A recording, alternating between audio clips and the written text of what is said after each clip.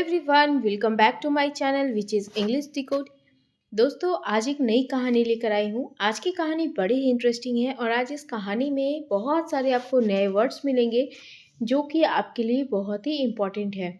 अगर आप आज मेरे चैनल पे पहली बार आए हैं तो प्लीज़ इस वीडियो को पूरा देखिएगा क्योंकि आपके लिए ये बहुत ही इम्पॉर्टेंट होने वाली है। तो चलिए बिना किसी देरी के शुरू करते हैं। देखिए, सबसे पहले देखते हैं हम हमारी स्टोरी का टाइटल जो कि है द इंटेलिजेंट पेंटर। क्या मतलब हुआ इसका? देखिए, इंटेलिजेंट एक एडजेक्टिव है जिसका मतलब होता है तेज, बुद्धिमान। और एडजेक्टिव हमेशा नाउन के पहले आता है और नाउन की विशेषता बतलाता है कि नाउन कैसा है। तो यहाँ पे जो पेंटर है ये एक नाउन है। पेंटर का मतलब होता है पेंट करने वाला। अब देखिए, दो तरह के पेंटर होते हैं। एक पेंटर होते हैं जो घर पेंट करते हैं और एक पेंटर होते हैं जो पेंटिंग बनाते हैं किसी इंसान की या फिर किसी वस्तु की। तो ये पेंटर की बात यहाँ पे हो रही है। तो पेंटर कैसा था? बुद्धिमान था, तेज था।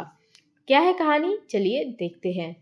Once a very old and rich woman lived in the town. देखिए, वंस यानी कि एक बार, अ वेरी ओल्ड यानी कि एक बहुत वृद्ध, रिच यानी कि अमीर, वुमन यानी कि औरत, लिव्ड यानी रहना। देखिए, LIVE लिव, लिव का मतलब होता है रहना और लिव्ड क्या है? यहाँ पे सेकेंड फॉर्म है। क्यों? क्योंकि ये जो स्टोरी है पास्ट में है। तो ये जो वाक्य है ये वाक्य भी कौन से टेंस का है? Past indefinite word, past indefinite का। तो once a very rich and old woman lived in the town. एक बार एक वृद्ध और बहुत अमीर महिला रहती थी। कहाँ? शहर में। सी वॉज रादर इसेंट्रिक नेचर। अब क्या मतलब हुआ इसका? देखिए, सबसे पहले हम समझते हैं रादर का मतलब। देखिए, रादर का मतलब क्या होता है? बहुत ज़्यादा। जैसे मैं एक एग्जाम्पल देकर आपको बताती हूँ। एग्जाम्पल है, yesterday was a very busy day. मतलब कल का दिन जो बीत गया बहुत ही बिजी डे था। अब एक और example, yesterday was quite a busy day. मतलब यस्टरडे यानी कि बीता हुआ कल कुछ ज़्यादा ही बिजी था। तो रादर का मतलब भी होता है क्वाइट यानी कि कुछ ज़्यादा ही। और इसेंट्रिक का मतलब ऐसे लोग जो बहुत ही ज़्यादा खड़ूस होते हैं, बहुत से ज़्यादा खुसट होते हैं, जो दूसरों से अच्छे से बात नहीं करते हैं, हमेशा चिड़चिड़े टाइप के रहते हैं। तो सी वॉज वह एक थी, क्या थी? रादर इसेंट्रिक नेचर, मतलब बहुत ज़्यादा चिड़चिड़े स्वभाव की औरत थी।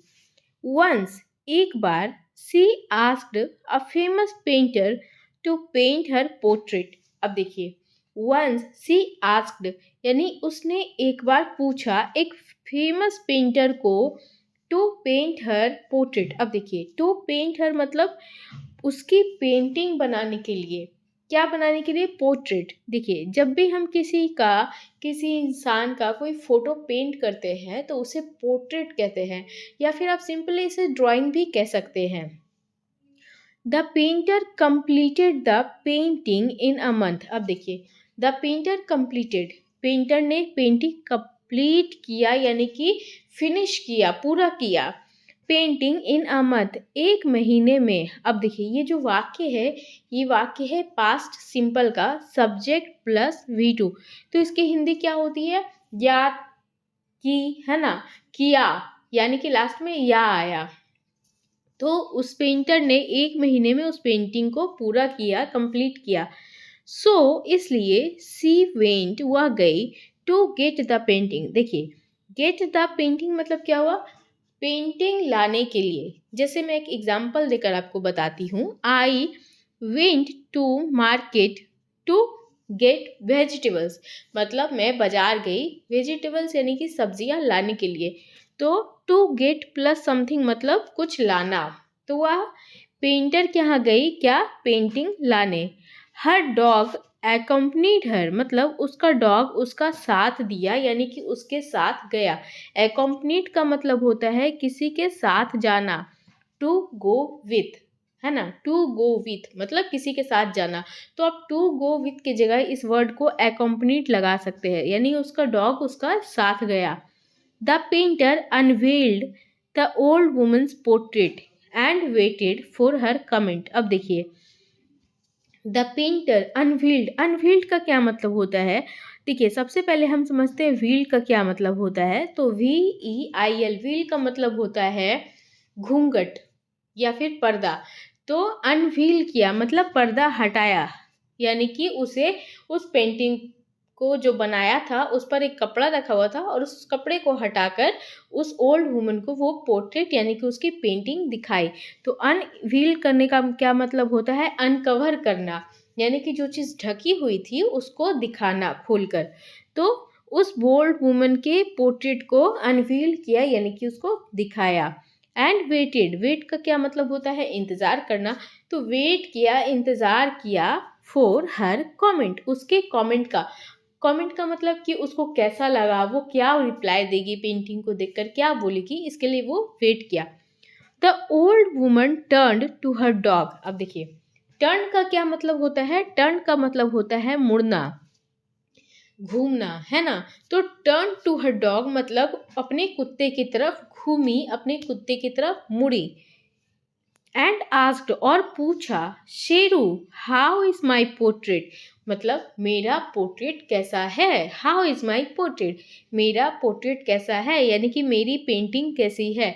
तो इस तरीके से ये चीज़ कैसी है, वो चीज़ कैसी है, तो आप इस तरीके से हाउ इज से बना सकते हैं। जैसे हाउ इज माई होम, मेरा घर कैसा है, या फिर तुम्हें मेरा घर कैसा लगा। इस तरीके से हम पूछते हैं ना किसी से, भाई ये चीज़ कैसी लगी, तो हाउ इज दिस थिंग, ये चीज़ कैसी लगी।